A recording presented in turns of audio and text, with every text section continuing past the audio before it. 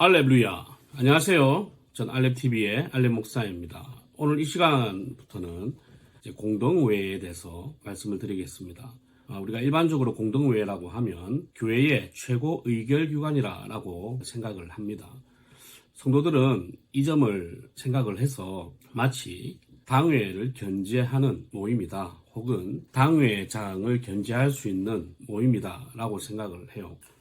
이상하게 이 공동회가 촛불 집회 같은 이미지로 성도들 사이에 자리를 잡고 있는 모습을 보면 참 가슴이 아픕니다. 여러분, 이 공동회라는 것은 기본적으로 성도들 전체가 모여가지고 교회의 일을 의결하는 곳입니다.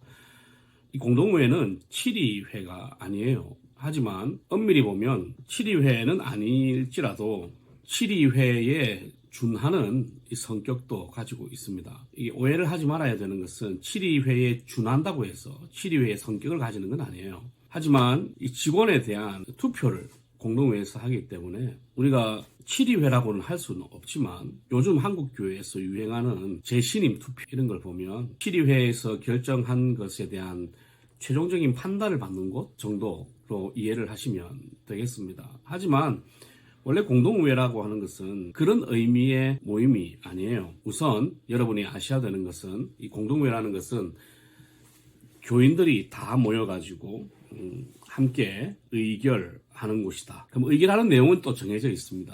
다음에 이야기를 하기로 하고, 그럼 공동회의는 언제 모이느냐? 1년에 한 번 이상 모이면 됩니다. 1년에 한 번 이상은 모여야 돼요. 반드시. 하지만 그렇지 않아도 재직회가 청원을 할 때, 재직회가 어떤 재정적인 일을 다루고 있는데 이것이 부동산에 관련된 일이라는 거죠. 그러면 공동의회의 의결을 받고 이 부동산을 처리를 해야 돼요. 그렇기 때문에 재직회가 요청을 하면 이 공동의회는 모입니다.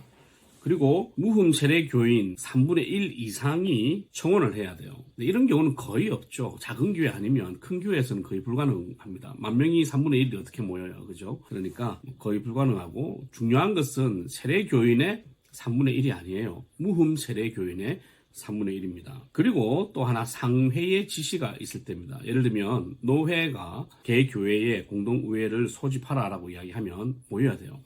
대체로 그렇게 모이는 경우는 담임 목사 위임이나 혹은 담임 목사 출교 면직 이런 일에 관련해서 보통 모이라고 합니다. 그래서 상회에서 모이라고 하는 경우는 그렇게 많지 않습니다. 상회에서 만약에 공동회의를 모이라고 하면 좋은 일보다는 안 좋은 일이 더 많다는 거죠. 어쨌든 공동회는 개체교회에 있는 모든 세례교인, 하지만 이 세례교인은 그냥 세례교인이 아니라 무흠 세례교인이다. 무흠 세례교인의 모임이다. 그리고 그 모임으로 인하여서 여러 가지 공동의회가 해야 하는 의결사항을 논하고 결정하는 곳이다. 그리고 그 외에 또 다른 이야기들은 차차 하도록 하겠습니다. 이 공동의회가 촛불 집회 같은 개념이 아니다. 정권을 내리고 담임 목사를 물러나게 하고 장로들을 몰아내는 데 사용되는 그런 모임이 아니다라는 것을 좀 기억해 주시고, 공동의회가 무너지면 교회는 무너지는 겁니다. 왜냐하면 무흠 세례 교인들의 모임이기 때문에 이 사람들이 무너지면 교회가 없는 거죠.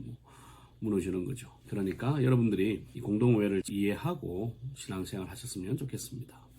알렐루야.